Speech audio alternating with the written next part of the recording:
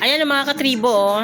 Banana chips. Ayan, banana. Gawang Davao yan. Kaya kung kayo ay mahilig manood ng pelikula, gaya nito. Ako na kumakain ng piyato sa banana chips.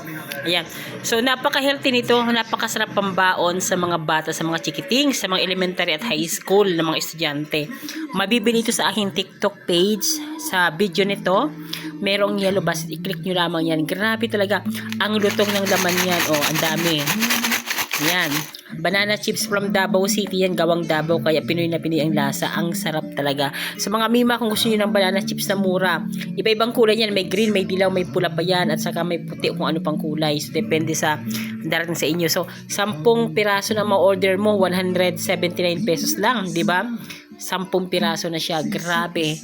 So, bili na. Tap the yellow basket na sa video nito. Kung kayo nasa YouTube, nasa Facebook, pumunta po kayo sa aking TikTok page or may link naman akong pinost. I-click nyo lang yung link na yan para ma-route kayo sa ating sales page. Tapos, i-click lang ang yellow basket. Yan, banana chips, mga mima. Yan.